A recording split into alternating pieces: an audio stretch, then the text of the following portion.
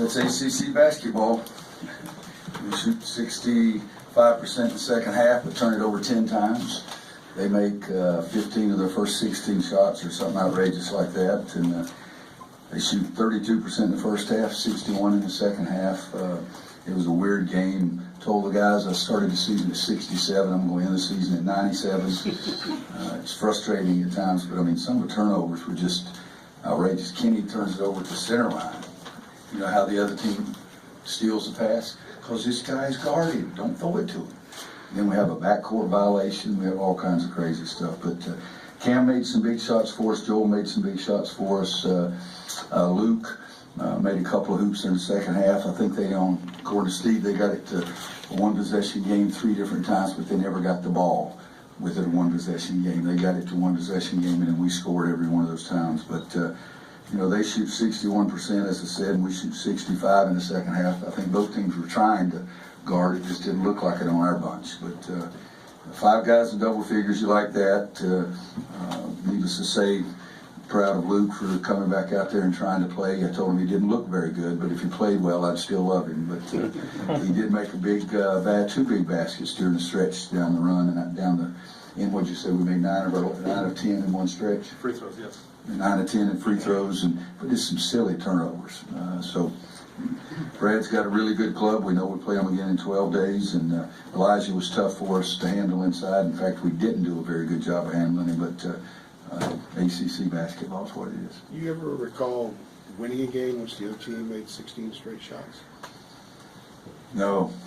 I've only coached almost 1,100. You know, probably over 1,100 to count the JV games and everything. I've never seen anything like that. You hope it evens out. It didn't even out very well. But did you say they made their first 15 or 16? Missed their first of the second half, then they made the next 15, I believe. All right, so they're 15 for 16, and they ended up 19 for 31, so they missed some down the stretch. So it somewhat evens out. They made 3 of their last 12. You came into the game last in the league, and turnovers forced in conference games. That's not characteristic of your teams. Has that been a concern? And then you forced 15 turnovers tonight. Was this a step in the right direction? Well, I think they've had some turnovers themselves. I don't know how many we forced, but you guys have been here. I mean, every day I complain about what we're doing defensively. We got to figure out a way to do it better. Either guard them better from the 3-point line, guard them better inside, or get them to turn it over. And right tonight, I'd say we rolled for 3. We didn't guard them on the perimeter. We didn't guard them inside, and we didn't get them to turn it over. Roy, not so much tonight, but how are you kind of assessing the progress of your group?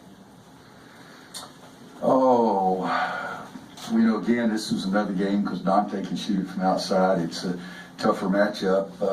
Probably Luke guarding Dante than it is Luke guarding an inside guy. So, again, we thought staying small was okay, but, you know, rebounding 29-26.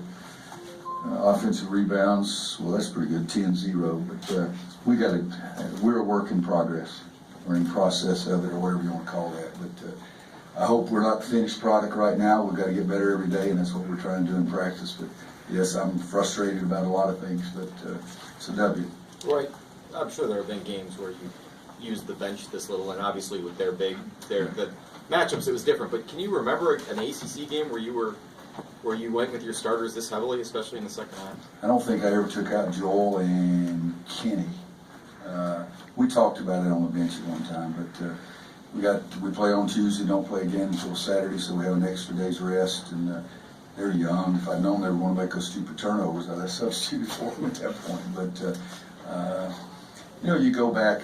I've coached so many games that you ask questions about have I done this or done that. I remember Raymond Felton, I think, averaged 35 minutes a game. Just the group, though. Yeah. Stick with that group for not long. I really don't know. I know it's not recently. I haven't. Not recently. It looked like in the first half you did a good job of forcing them a long way from the basket, starting their offense, and they were settling. First 4 or 5 minutes we did, and then after that we didn't do very And then they were settling for the quick 3. What did you see them try to do different? What did they change at halftime? Ball in the basket. I'm serious. I mean, every shot they shot early in the second half went in. So, you know, we're scoring and everybody thinks it's okay, and then all of a sudden we turn it over 3 or 4 times, and now all of a sudden it gets from 12 or 13 or 14, whatever it is, down to 6. And then I think that the intensity level of the game accelerated on both ends. And I was proud of my guys making some shots, and especially going to the free throw line, making free throws. Well, More shot well, 40%. he wasn't alone, but Cam struggled at Notre Dame. Did you have to give him something of a pep talk before tonight? Because this kind of looked like maybe the Cam we were exposed to last year when he was shooting for Pitt. Yeah, for shooting against North Carolina, maybe we're the common thread. We can't guard him either.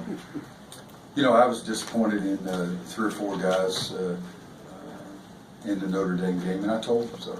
And Cam was one of those. I asked him if anybody had ever gotten on him like I did, and he handled it very, very well.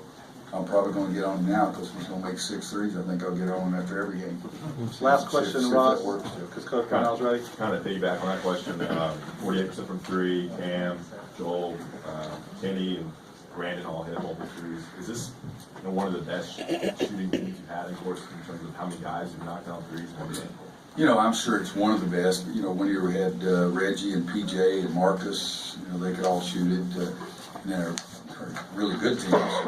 Ty Lawson made a bunch of threes. Wayne, Danny, Tyler Hansbrough made some. So, you know, and I'm not belittling the questions, but right now I'm trying to figure out how to crap to guard Clemson. You guys are asking me how this compares to the other teams. Hell, I'm 67 years old. I'm supposed to remember all the junk.